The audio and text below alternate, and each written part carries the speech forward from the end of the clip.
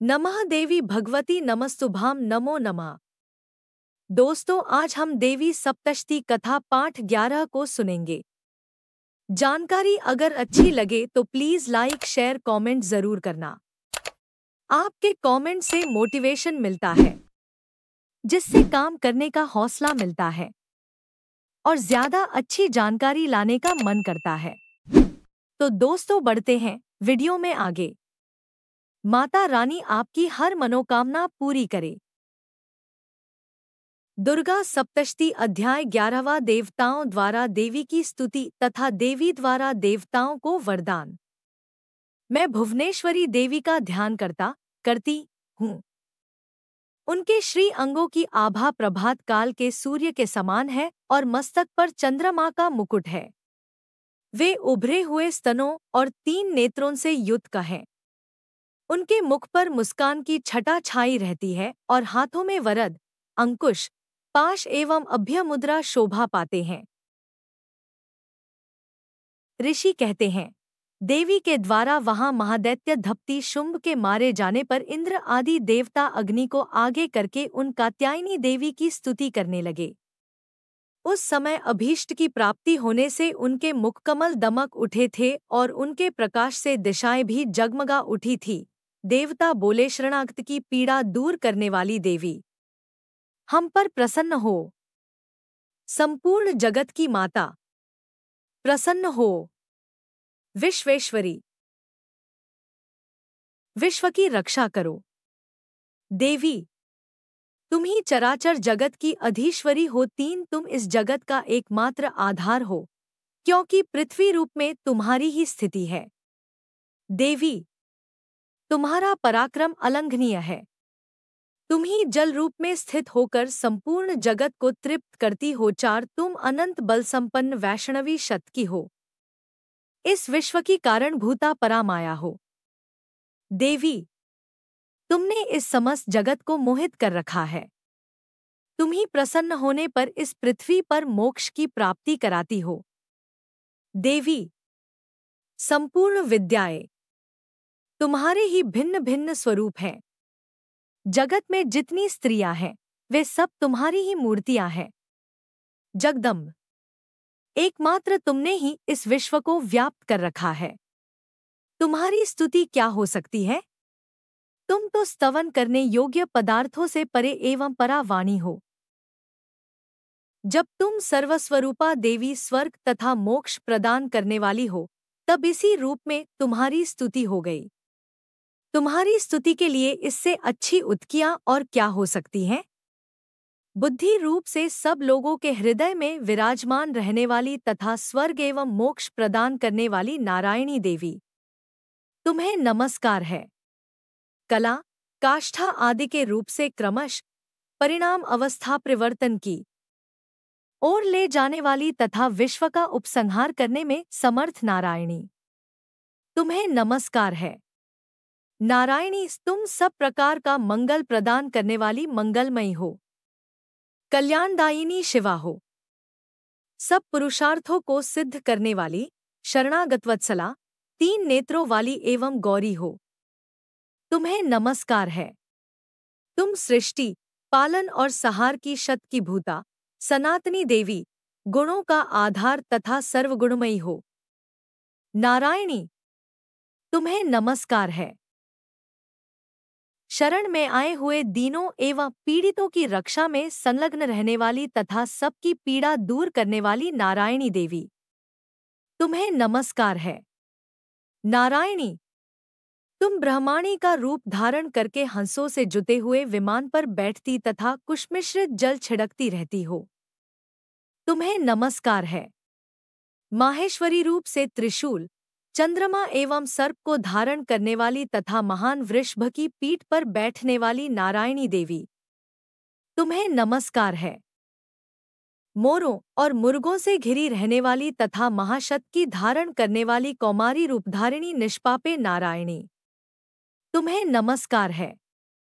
शंख, चक्र, गदा और शांगनुष रूप उत्तम आयुधों को धारण करने वाली वैष्णवी शत की रूपा नारायणी, तुम प्रसन्न हो।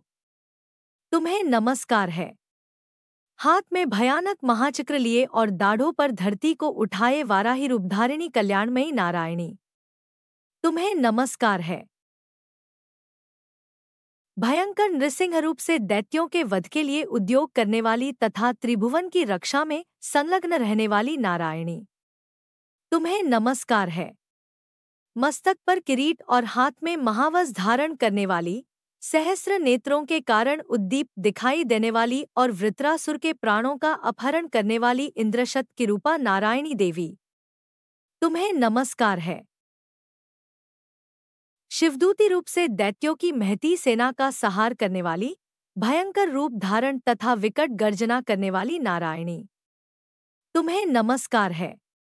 दाढ़ों के कारण विकराल मुखवाली मुंडमाला से विभूषित मुंडमर्दिनी चामुंडा रूपा नारायणी, तुम्हें नमस्कार है।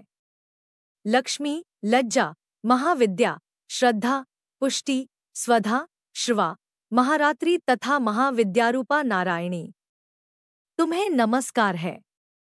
मेधा, सरस्वती, वरा, श्रेष्ठा, भूति, ऐश्वर्य रूपा, बाभ्रवी, भूरे रंग की अथवा पार्वती, तामसी, महाकाली, नियता, संयमपरायणा तथा ईशा, सबकी अधीश्वरी, रूपिणी नारायणी, तुम्हें नमस्कार है।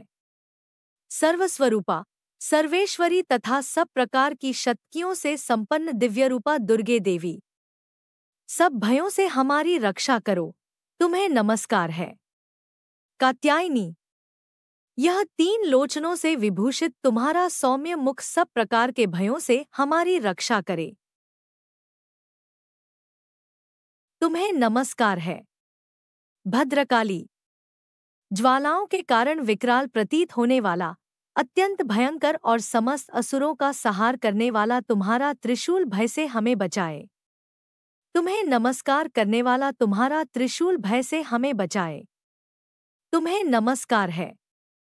देवी, जो अपनी ध्वनि से संपूर्ण जगत को व्याप्त करके दैत्यों के तेज नष्ट किए देता है, वह तुम्हारा घंटा हम लोगों की पापों से उसी प्रकार रक्षा करे जैसे माता अपने पुत्रों की बुरे कर्मों से रक्षा करती है। चंडिके, तुम्हारे हाथों में सुशोभित खड्ग, जो असुरों के रक्त और चर्बी से चर्चित है, हमारा मंगा करे, हम तुम्हें नमस्कार करते हैं। देवी, तुम प्रसन्न होने पर सब रोगों को नष्ट कर देती हो और कुपित होने पर मनोवांछित सभी कामनाओं का नाश कर देती हो। जो लोग तुम्हारी शरण में जा चुके हैं, उन पर विपत्ति तो आती ही नहीं। तुम्हारी शरण में गए हुए मनुष्य दूसरों को शरण देने वाले हो जाते हैं। 29 देवी। अंबिके, तुमने अपने स्वरूप को अनेक भागों में विभक्त करके नाना प्रकार के रूपोंस जो इस समय इन धर्मद्रोही महादैत्यों का संहार किया है, वह सब दूसरी कौन कर सकती थी? विद्याओं में, ज्ञान को प्रकाशित करने वाले शास्त्रों में तथा आदिवाक्यों, वेदों में तुम्हारे सिवा और किसका वर्णन है? तथा तुमको छोड़कर दूसरी कौन ऐसी शक्ति है जो इस विश्व को अज्ञानमय घोर अंधकार से परिपूर्ण ममतारूपी गड्ढे में निरंतर भटका रही हो, जहाँ राक्षस, जहाँ भयंकर विषवाले सर्प, जहाँ शत्रु, जहाँ लुटेरों की सेना और जहाँ दावानल हो, उसी प्रकार सदा हमें शत्रुओं के भय से बचाओ। संपूर्ण जगत का पाप नष्ट कर दो और उत्पात एवं पापों के फलस्वरूप प्राप्त होने वाले महामारी आदि बड़े बड़े उपद्रवों को शीघ्र दूर करो, शीघ्र दूर करो। विश्व की पीड़ा दूर करने वाली देवी, हम तुम्हारे चरणों पर पड़े हुए हैं, हम पर प्रसन्न हो। त्रिलोक निवासियों की पूजनीय परमेश्वरी, सब लोगों को वरदान दो। देवी बोली, देवताओं, मैं वर देने को तैयार हूं। तुम्हारे मन में जिसकी इच्छा हो वह वर मांग लो। संसार के लिए उस उपकारक वर को मैं अवश्य दूंगा। देवता बोले, सर्वेश्वरी, तुम इसी प्रकार तीनों लोकों की समस्त बाधाओं को शांत करो और हमारे शत्रुओं का नाश करती रहो।